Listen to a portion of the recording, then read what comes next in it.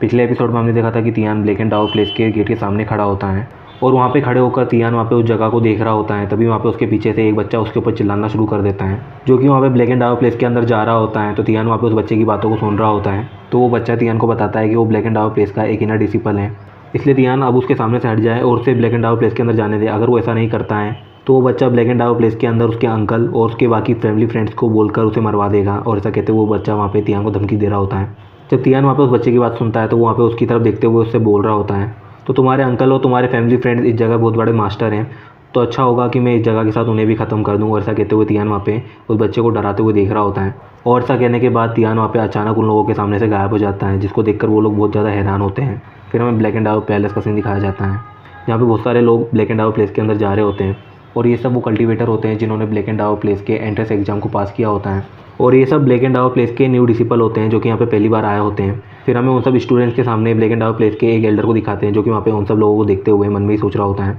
लगता है ब्लैक एंड डाओ प्लेस पहले से और भी ज़्यादा फेमस हो गया है, तभी तो यहाँ से दुनिया भर से और भी ज़्यादा बच्चे आए हैं। और ऐसा कहते हुए वो एल्डर वहाँ पे अपने सामने उन सभी डिसिपल्स को देख रहा होता है। और उन सब के कल्टिवेशन को देखने के बाद वो एल्डर वहाँ पे बोल रहा होता है, इन सब का कल्टिवेशन तो काफ़ी अच्छा है और ये लोग यहाँ पे प्रैक्टिस करके और भी ज़्यादा पावरफुल हो जाएंगे और इनके साथ ही साथ ये जगह भी और भी ज़्यादा पावरफुल हो जाएगी। और ऐसा सोचते हुए वो एल्डर वहाँ पे खुश हो रहा होता है। तभी वहाँ पे ब्लैक एंड डाओ प्लेस के ऊपर आसमान से पर्पल कलर की लाइटनिंग गिरना शुरू हो जाती है, जिसको देखकर वो एल्डर बहुत ज़्यादा हैरान होता है। और फिर वो वहाँ पे आसमान में उन पर्पल लाइटनिंग को देखने लग जाता है, जिन्हें उसने आज से पहले कभी भी नहीं देखा है। फिर वहाँ पे उन न्यू डिसिपल्स को दिखाया जाता है, वो सब वहाँ पे आपस में बात करते हुए बोल रहे होते हैं, वहाँ आसमान में देखो, वहाँ पे कोई है, वहाँ पे कोई खड़ा है। और ऐसा कहते हुए वो लोग वहाँ पे आसमान की तरफ पॉइंट करते हुए बाकी सब डिसिपल्स को ऊपर देखने के लिए बोल रहे होते हैं। फिर वो सब जब वहाँ पे ऊपर देखते हैं तो वो देखते हैं वहाँ पे तियान होता है, जो कि वहाँ पे हवा में फ्लोट कर रहा होता है। और तियान को देखकर वहाँ पे जितने भी लोग होते हैं वो सब समझ जाते हैं कि यहाँ पे जो कुछ भी हो रहा है वो यही कर रहा है। तो फिर वहाँ पे कुछ स्टूडेंट तियान को देखते हुए उसके बारे में बात कर रहे होते हैं, बोल रहे होते हैं, आखिर ये कौन है, क्या ये कोई पागल है जो ये इस तरह यहाँ पे ब्लैक एंड डाओ प्लेस में किसी तरह की प्रॉब्लम क्रिएट करने के बारे में सोच रहा है। और वो सब वहाँ पे तियान को देखते हुए बोल रहे होते हैं, भले ये पावरफुल हुआ तो क्या हुआ, लेकिन ये ब्लैक एंड डाओ प्लेस की टेरिटोरी है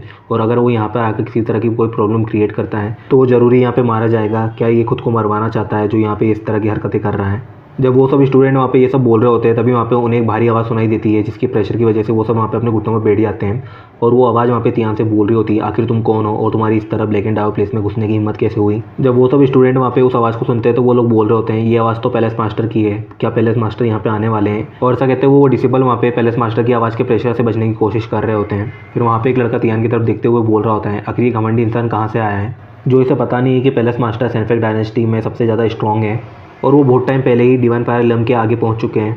और उन्होंने अपनी डिवाइन ट्रिब्यूशंस को आधा कंप्लीट भी कर लिया है। और ऐसा कहते हुए वहाँ पे एक स्टूडेंट पैलेस मास्टर की पावर्स के बारे में बात कर रहा होता है। फिर वहाँ पे तियान को दिखाते हैं, जिसे वो आवाज़ सुनकर भी वहाँ पे कोई असर नहीं होता है और वो वहाँ पे एक डायरेक्शन की तरफ देख रहा होता है। तियान जिस डायरेक्शन में देख रहा होता है वहाँ पे एक पोर्टल ओपन होता है, जिससे कुछ कल्टिवेटर्स बाहर आ रहे होते हैं। और उन सभी कल्टिवेटर्स में सबसे आगे पैलेस मास्टर होता है, जो कि वहाँ पे तियान के सामने आ चुका होता है। उस जगह पे जितने भी डिसिपल्स होते हैं और एल्डर होते हैं वो वहाँ पे पैलेस मास्टर को देखकर उसे ग्रीट कर रहे होते हैं। फिर हमें दोबारा उन डिसिपल्स को दिखाया जाता है, जो कि वहाँ पे आपस में बात करते हुए कह रहे होते हैं, यहाँ तो पैलेस मास्टर भी अब सामने आ गए हैं और उनके साथ बहुत सारे डिवाइन फायर एलम के एल्डर्स भी आए हैं, तो क्या यहाँ पे बहुत बड़ी लड़ाई होने वाली है।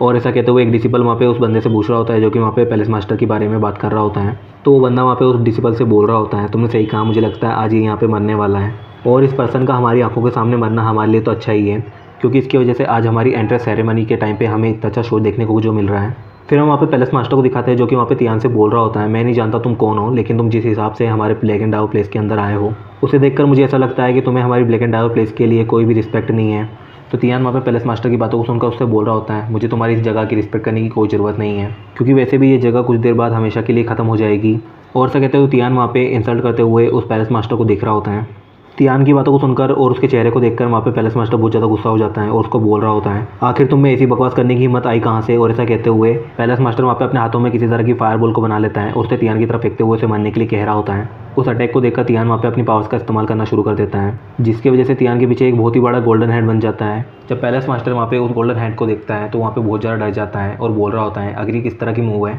पैलेस मास्टर की बातों को सुनकर तियान वहाँ पे उससे बोल रहा होता है, ये किसी तरह की कोई मूव नहीं है, ये तो सिर्फ एक थप्पड़ है। फिर हमें वहाँ पे तियान के उस हैंड को दिखाते हैं, जो कि वहाँ पे उस फायर ऑफ को पकड़ लेता है और दोबारा उसे पैलेस मास्टर की तरफ ही फेंक देता है, जिसको देखकर वो पैलेस मास्टर वहाँ पे चिल्लाना शुरू कर देता है और बोल रहा होता है, ये पावर इस दुनिया की नहीं हो सकती, आखिर किस तरह की पावर है। और ऐसा कहते हुए पैलेस मास्टर अभी भी अपने सामने उस अटैक को देख रहा होता है, क्योंकि यहाँ पे पैलेस मास्टर खुद इस लेवल तक पहुँच चुका है कि वो जल्दी एक इमोर्टल बन जाएगा और इसके बाद फिर वो वहाँ पे इमोर्टल वर्ल्ड में जा सकता है। लेकिन अपने सामने तियान की पावर्स को देखकर वो बहुत ज़्यादा डरा हुआ होता है। फिर हम वहाँ पे उस जगह पे तियान के अटैक की वजह से एक बहुत बड़ा धमाके फिर हम वहाँ पे उस जगह के ऊपर तियान के अटैक की वजह से एक बहुत बड़े धमाके को दिखाया जाता है, जिसके बाद हमें वहाँ पे उस जगह के ऊपर भी एक बड़ा से हैंड के प्रिंट को दिखाया जाता है और ये प्रिंट उसी जगह पे होता है जहाँ पे कभी ब्लैक एंड डार्क प्लेस हुआ करता था।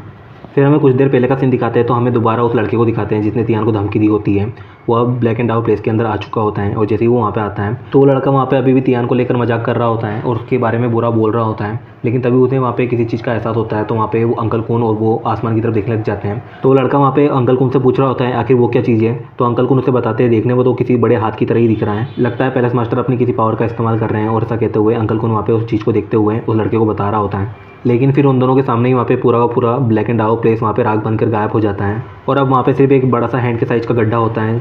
फिर हमें वहाँ पे तियान को दिखाते हैं जो कि वहाँ पे अभी भी उस गड्ढे के ऊपर उड़ रहा होता है और वहाँ पे उस गड्ढे को देखते हुए सोच रहा होता है चलो एक को निपट गया। फिर तियान वहाँ पे खुद से ही बातें करते हुए बोल रहा होता है शादी होने के बाद लगता है मैं कुछ ज़्यादा ही रहमदिल हो गया हूँ, तभी तो मैं इन दोनों सेक्ट को तबाह करने से पहले इन लोगों को छोड़ने के बारे में इनसे पूछ रहा था। फिर तियान वहाँ पे गुस्सा करते हुए बोल रहा होता है मैं इन लोगों को जरा भी माफ़ नहीं कर सकता, इन लोगों ने मेरी और मेरी वाइफ की हैप्पी लाइफ को डिस्टर्ब करने की कोशिश की है। और ऐसा सोचते हुए तियान फिर वहाँ पे यही के बारे में सोचने लग जाता है और यही के बारे में जैसे ही उसे याद आता